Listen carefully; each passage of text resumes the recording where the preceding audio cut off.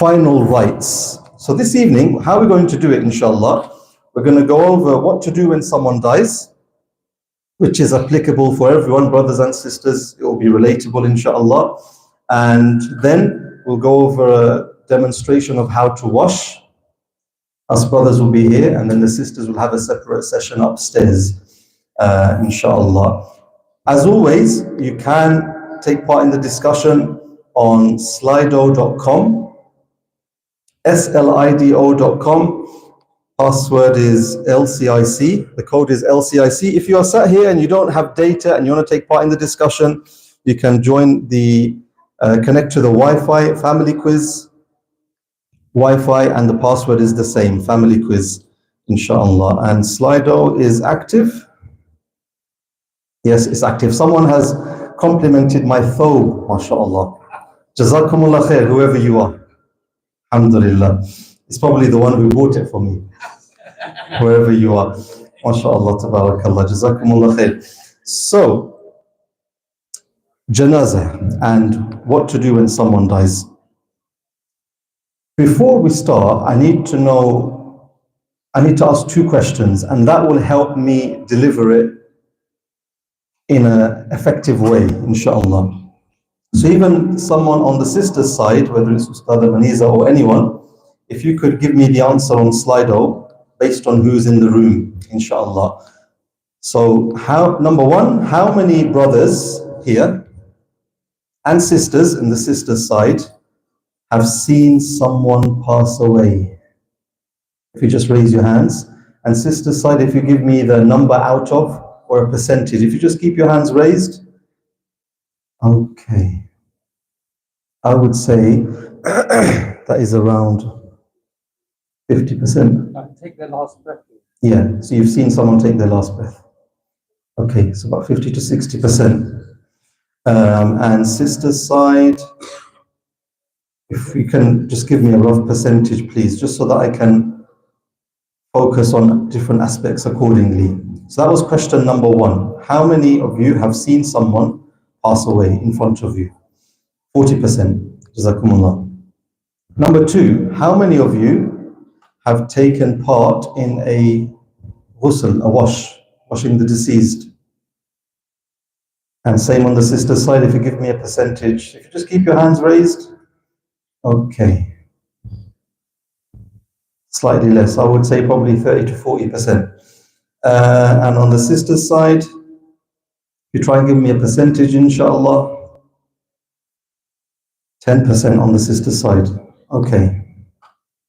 Right, interesting. So I think for the 90% who haven't, the session will be extremely important, inshallah. So, what to do when someone dies? In Islam, the person who is in the last stages of their life, that person is referred to as muhtadar. Muhtadar in fiqh terms. Muhtadar. Muhtadar from the root word hadara, which means to be present. So when the signs of death are present on that person, muhtadar. So the signs of death are present. There's indication that he's on his last stages, muhtadar. So if you happen to be in front of someone who is a muhtadar, last stages of death, what should you do? What should you do? It's very difficult for us to say, if we are in that state, what should we do? Because no one knows how that's going to feel. All right? So if we see someone in that state, what should we do? One of the most important things from the Sunnah is the concept of talqeen. Talqeen. Talqeen, which is what? Talqeen. To recite La ilaha illallah. La ilaha illallah. Ashhadu an la ilaha illallah. However you want to phrase it. La ilaha illallah. Okay? Testifying the oneness of Allah. That is something which we should do without fail. Talqeen. So talqeen isn't to go to the person who is dying and tell them, say la ilaha illallah. Say it, say it. No. Talqeen is to recite it yourself, so that the person who is in that last final stage, they can hear it. Some will have the ability to say it. Some just hearing it will be very effective and powerful. That will be the last thing they hear, if it's not the last thing they say. Yeah? So, laqinu mawtakum. So, encourage the saying of La ilaha illallah through you saying it. Yeah? Or ashhadu an la ilaha illallah. Another thing which we come across in the narrations is to recite Surah Yasin upon the mawtakum, those who are dying. The recitation of Surah Yasin. Mawtakum, different interpretations. Some interpret it to mean dead. That is why you might see some people, after someone passes away, they recite Surah Yasin, because that's how they interpret it, the dead, mawtakum. But based on other narrations, mawtakum, dying, makes a lot of sense. Those who are dying. So if you sat beside them, what should you do? Recite Surah Yasin. Recite Surah Yasin, inshallah. These two things are crystal clear in the ahadith. Talqeen, La ilaha illallah, and Yasin. That is, of course, if you are in the presence of someone who is dying. Okay? But Yasin, like I said, you will see some people recite it after a person dies based on the interpretation. You will see some people recite it up to the person is buried even, because that's how they interpret that word, mawtakum. That person takes their last breath. After the moment of death, immediately, first thing we remind ourselves is that we all belong to Allah. We're all going to return to Allah. So the first thing we say, Inna lillahi wa inna ilayhi raji'un. That is such a powerful phrase, you know. That reminds you straight away, we are for Allah. And we're all going to return to Allah. Nothing here is permanent. The relationships that you have is not permanent in this world. Inshallah, we will reunite in the akhirah. In terms of this world that we live in, nothing is permanent. We're all going to return to Allah. So, inna lillahi wa inna ilayhi raji'un. One thing that you should do, of course, the reason why we do this every so often, every year, is because when your loved one passes away, your emotions go all over the place. So the things that you learn today, you'll remember it, but it could be when your own loved one passes away, you forget half of it, and that's normal, that's fine. But it's important that we sit through these so that little bits we can remember, or if we can take notes, or if you watch it back again, however you can retain it. They've passed away. One of the first things you should do as their family member or loved one is, if their eyes are open, based on the sunnah, you close their eyes. You close their eyes. And the Prophet ﷺ was reported to have done that when he came across a companion. There's a great scholar of the past, At-Tibi, rahimahullah, and he has done some fabulous work on Quran commentary and medicine even. And At-Tibi, he actually gave a beautiful explanation. And he said, when the person passes away, the glisten that we have in our eye, that glisten goes. And there's no sparkle in the eye. And if you've seen someone with their eyes open passed away, you know what I mean. That glisten goes. So he said, to maintain the sanctity of that person, close their eyes. So no one sees the eyes without that glisten. Yeah? So you close their eyes. Gently, if they've passed away like this, you gently close their jaws. You're going to hear the word gently a lot tonight. Gently. So you gently close their jaw. If you do that, keeps opening, then you can tie something around the head. So you can get a string or a cloth and just tie it. It's very important you keep the mouth closed at that stage, because if you prolong it and you try and do it after several hours, it's not going to happen. It will stiffen. The body will start to stiffen. very quickly. So you close the mouth again to maintain the sanctity of the body. Allahu Akbar. Very important after they pass away. So we've done eyes, mouth, the limbs. The number of times, I'm going to be honest, we have washed a body and we see the hand like this. Countless times. The hand is like this. Yeah? If you are in the presence of someone who has passed away, you gently straighten the limbs. So open up the hand. You straighten the arm, straighten the other arm, straighten the leg, straighten the toes. So everything is nice and straight. Because if we try and straighten it afterwards, it will be very difficult and you're going to have to put a lot of force. And we want to do everything gently. Yeah? So you gently straighten the limbs, place the legs together. They pass away, the watch, jewelry, things like that on them. What do? You take it off. You take that jewelry off. That jewelry, subhanAllah. Why? Why do you have to take jewelry off? What's wrong with me keeping my watch on? Sorry? Good point. There's something else. Something else. Someone might try to steal it, absolutely, but there's something else. Inheritance.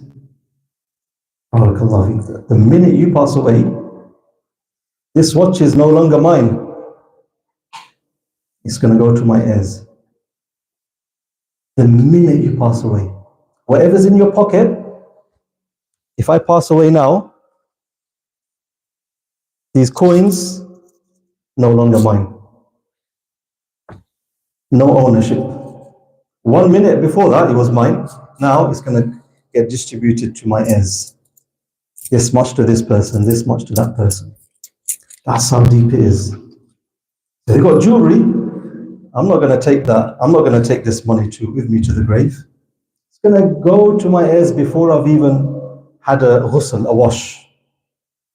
It's already written for them. So the jewelry, we have to, and someone shared that on Slido as well, Jazakumullah khair, we have to remove the jewelry. So important. That's what we should do.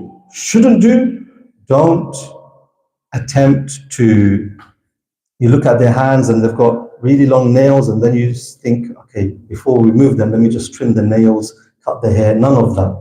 Whatever's fixed onto the body like that, in terms of actual body features, we have to leave it like that. Okay? There's no trimming nails. There's no trimming hair.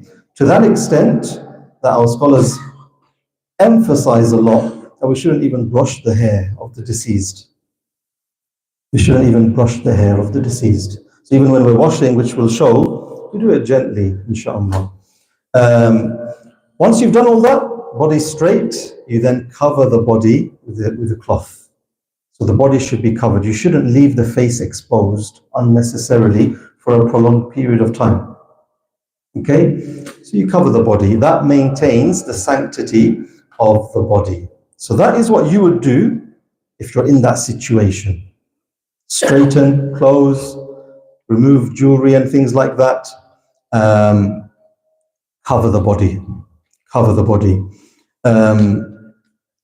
Once that is done, of course, then you do the normal practical things. You get in touch with whichever funeral director, whichever masjid you want to help you in this really difficult time.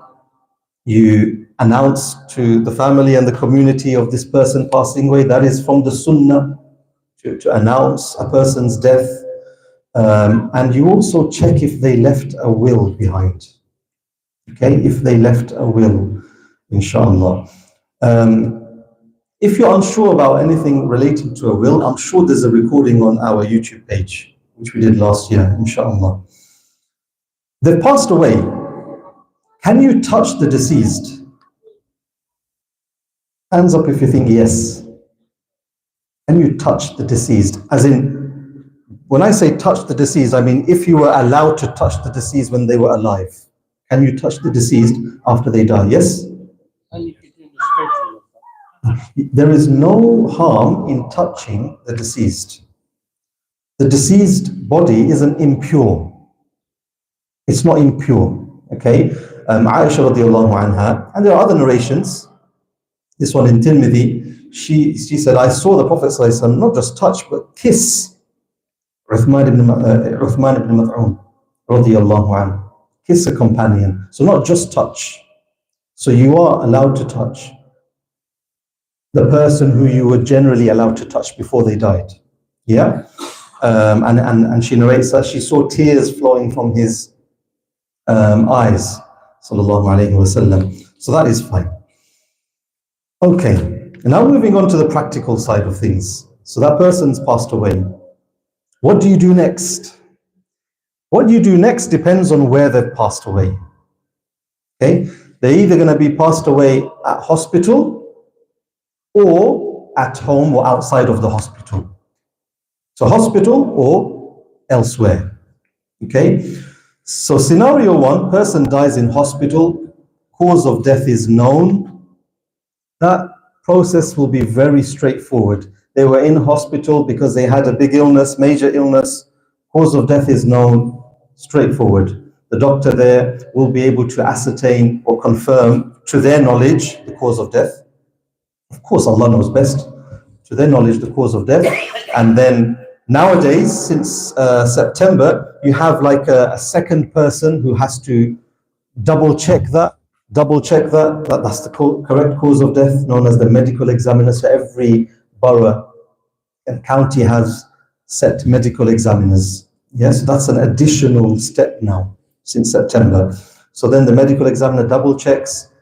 Alhamdulillah, we're so fortunate as Muslims. They are always respectful of how we need to do things prompt.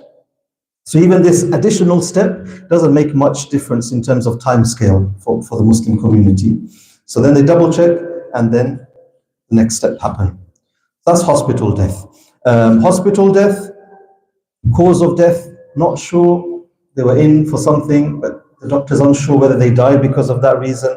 So then further investigation is sometimes needed. That's the second scenario. Third scenario, pass away at home or outside, pass away suddenly. But the cause of death might be known, meaning they're ill, they're old, they have a number of illnesses. That is usually, again, quite straightforward. If a person passes away at home or outside and they're of old age or they have illnesses, they're regularly seeing the doctor, the next steps are quite straightforward. Scenario 4, person passes away outside or at home, what we call unexpected, but Qadar Allah has decree of everything, unexpected, then that is sometimes a longer process because they need to find out what happened. Okay? And it's difficult to find out what happened from someone who's passed away. You can't ask them. So they need to investigate, okay, what happened to that person. So, brothers and sisters, when it comes to passing away and the cause of death is known, it's quite clear.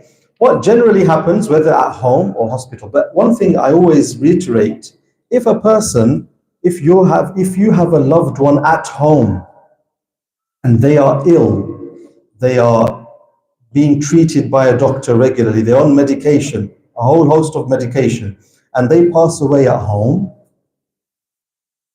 do not call 999. Do not call 999. Okay? Some of you are looking at me like, what is this guy going on about? You know, we call 999 if there's a nosebleed and someone's passed away now, right? But the point is, if they are already ill and they're in the care of their GP, then the GP, if it's GP hours, I'm not talking about if it's like 2 a.m. Yeah, if the GP has access to their records and they're already giving them medication, they have prescriptions and whatnot, then the GP can issue and certify the cause of death. They're already taking medication for their heart. They've had heart failure. They're having this, they're having that, they've had strokes and whatnot. So then there's no need to take them to the hospital. Soon as they go to the hospital, it's out of your hands. You have to chase them and chase them and chase them. Whereas if it happens like that, then straight away the GP will come, they will issue the MCCD, the cause of death certificate, which will then be double checked by the medical examiner. But it will be straightforward. And then whichever masjid you're dealing with, they'll come and take them from the house. Got it? Even if it's outside and it happens, they can, the masjid or the funeral director can take them from that place. Okay? So you don't need to call 999. Because if you call 999 for a home death or outside, accompanying the ambulance will be the police. And then straight away, the default will be, we need to get the coroner involved, investigate what's happened, and it will be a whole long process. Okay, so do bear that in mind. However, if it's unexpected and they're not that ill and they've passed away, then of course, call 999. Yeah, so do bear that in mind, inshallah. If everything is normal, cause of death is determined, then what would normally happen is within 24 hours, everything can be done. Within 24 hours. So if they pass away today, let's say 2 p.m., very likely that the janazah could be the next day. Okay, if the cause of death is known. The paperwork is usually done by the next morning, inshallah. Who does all the paperwork? What do you have to do? What you have to do as a family member, you could do two things. One, you could do it yourself. Do what yourself? If they're in hospital, you just need to call patient bereavement office. Patient bereavement office.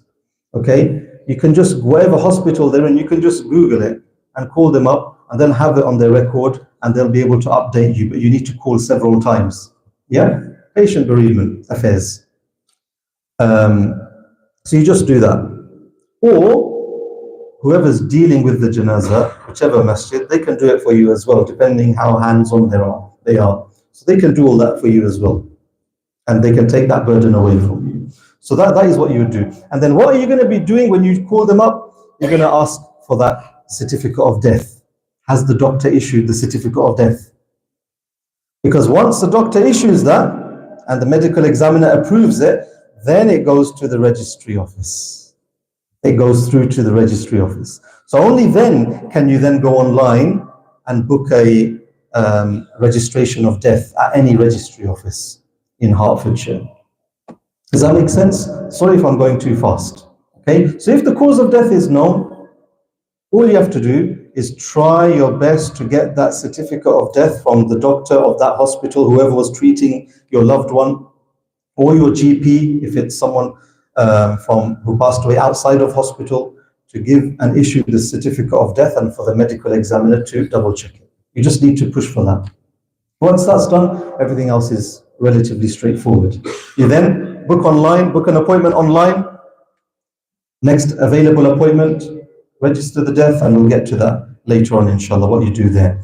If the cause of death is unknown, not sure, then further investigation is needed. What you have to do as a loved one is you have to stress that we do not want a post-mortem.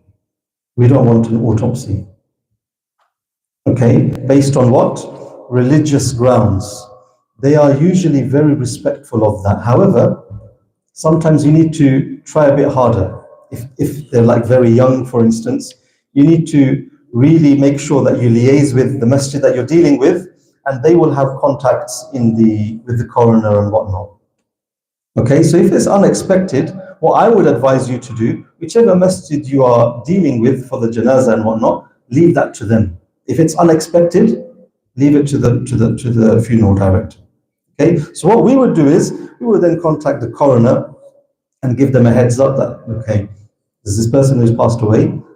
Try your best to recommend an MIA scan, minimally invasive autopsy. MIA. Try your best to go down that direction, not the full invasive autopsy. And usually they're very respectful of that. Okay, I say usually, but it depends case by case on the individual. Yeah, if it's an individual who hasn't been to the doctor for 20 years and they've suddenly passed away, they might say, no, it's unlikely. That scan will detect it. Okay, but I say MIA. There are several places who do this scan alternative. Oxford is the best place, my brothers and sisters, which is a private procedure costing around £550. But that will help avoid this invasive autopsy where parts of the body is cut up, and it's really, really horrible. I have to say, if you haven't seen a body that has been through an autopsy, it is so difficult to wash a body who has been through that. Has anyone washed a body? Okay, it's so difficult because without going into too much detail, it's not simply where they just cut a little part open. It's all over, and you'll see it's horrible, and it's constant blood. So that's why we do our best to avoid that. How? By requesting a scan. Inshallah. So places like Oxford, private, again, whichever masjid you're dealing with, they'll pick him or her up from the hospital, take them to Oxford and bring them back. You don't have to worry about all of that. You don't have to worry about all of that. The beautiful thing is, when it comes to the masajid, or some masajid, is if they will help you and they will do everything for you from A to Z, leaving you to just focus on the realization of what's happened. Yeah? So if you're struggling, don't feel embarrassed to say, can you call the hospital and chase up the certificate of death? Yeah? Can you sort out the registration with the registry office? Can you sort out the scan? Leave all that to them and you focus on yourself and your family, because it's an incredibly difficult time for you and the family. That is something to bear in mind, inshallah. Ultimately, who decides if a scan is possible? The coroner. The coroner. Again, the coroner is very understanding, the Hertfordshire one, alhamdulillah. So that is what happens next. So the certificate of death, based on if scan is required or straightforward. Once you get that, you then register the death. Who can register the death? Any relative, someone who was present at the death, you can register the death, no problem. It doesn't have to be a family member who goes to the registry office and register the death. It could be any household member. So if you have proof that you live in the same house, you can register the death. If you are a person who is dealing with the masjid, who is doing the janazah, you can register. There's a lot of people who can register the death. Sometimes a person thinks only brothers or husband can do it. No. So use people. That's what I'm trying to stress. Don't take the burden on yourself. Make the most of the support that you have around you, inshallah. So you register the death. After you register the death, only then can the body be transported. Does that make sense? Only then can the body be brought to the masjid for the wash. Only then can the body be buried. Before that, if you haven't registered the death, we can't do anything, because when you register the death, they give what you call a green form. With that green form, that gives whichever masjid you are dealing with the power to transport that body, inshallah. So do bear that in mind, inshallah. Burial. Sorry, I haven't checked Slido. Burial. Yes, so someone's asked that. So there's a lot of questions about the actual spiritual aspect, which I'm not going to cover today, because we covered that last year. And this one, I just want to focus solely on the logistics. So things like, does the deceased feel pain and touching this stuff we won't cover, inshallah. Nail polish you can remove, and you should remove nail polish, because that isn't an actual part of your body. So for the sisters, yes, you should remove the nail polish. But I'm sure that will be covered in the ghusl, inshallah. When it comes to the burial arrangements, for St. Albans, for those of you who live in St. Albans, the burial cost as of this year is £3,300. That's just the burial. That's just the plot. So that the interment, what they call interment, which is the cost of them digging the grave, that is £910. And then the actual grave, which is a 100-year lease. So you're leasing that spot. Okay, for 100 years, that costs 2,390. So total, which would be paid before, for the burial to be confirmed with the cemetery, this one here on London Road, is 3,300. and inflation affects the graves as well. So it used to be what, £500 cheaper last year. It's gone up by 500. And for non-residents, so if you don't live in St Albans, you live outside, like in Hatfield, Welling, it's triple. If you want to get buried here, it's 9,900. And people, for whatever reason, they choose to pay that and get buried there. Yeah. In Hatfield, by the way, it's £950 plus 1,250 for those of you who live in Hatfield. So it's just less than 2,500. It's about 2,200. So £1,000 less. And there is a Muslim section in Hatfield, and they are also very accommodating, mashallah, in the Hatfield Cemetery. I think it's called Vale. Is it Vale? Those in Hatfield? Vale, I forgot the name of it. But there is a Muslim section there in Hatfield. And they have adopted a similar structure and a design to the graves in this cemetery here. But this is still early stages. Let's say someone passes away and whoever it is, let's say you're dealing with me and you're asking me to help, and then I say, yes, £1,300, and you're like, crikey, where am I going to get that from now? Don't worry about the price. Don't worry about the cost. The masjid, whichever masjid, I'm sure, but definitely this masjid, they will pay that straight away. And then you just give back to the masjid whenever. That should be the least of your worries at that point. Yeah? So the masjid will book that for you, no problem. I'm just reading these costs so you know how much to try and set aside in your accounts, right? For when you pass away. So that is burial. Buy it in advance. Is there anything wrong with that? Brother asking, some people buy it in advance. In St Albans, you can't do that anymore. Before you could, but you can't do it anymore. In Stevenage, you can. There's nothing wrong with that.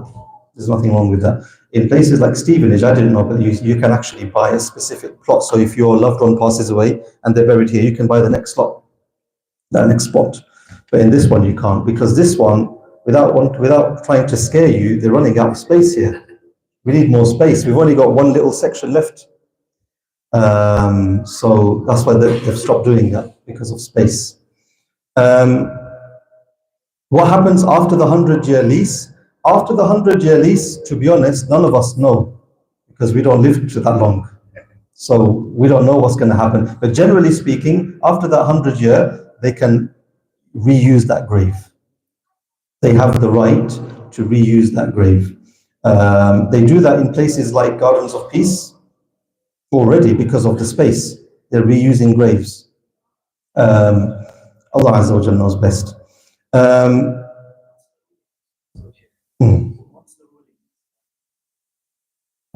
The ruling Islamic, there is no problem. There is no problem when it comes to darura. We call it darura. So out of necessity, there's no problem in reusing the grave. That is why it does definitely maintain the sanctity with things like a 100-year lease, because it will generally be a very long time before that grave is touched. بقدر الضرورة though. Having said that, based on the council now looking at alternative plots, shows that these graves will probably not be touched. Otherwise, the discussion would be, we need to start redigging these old graves now. So that has never been in the discussion. No. So credit to them. What if you wanted to get buried in your home country outside England? Is it okay to fly them? This is completely against the Sunnah and completely against the principles of Sharia. So definitely avoid that. Not just because of the delay, but the things that they inject into the body to maintain the preservation of that body is horrible. It's horrible, it's toxic. And you don't want to do that to your loved one who's passed away. Do they just dig my body up? And then what do they do? Yeah, Allah knows best. We have none of us have lived to see that. And I don't think it will happen here. Okay, can we have a grave in our garden? The rule of this country is no. No, it has to be an actual registered plot of land where there's a file of where you are. Okay?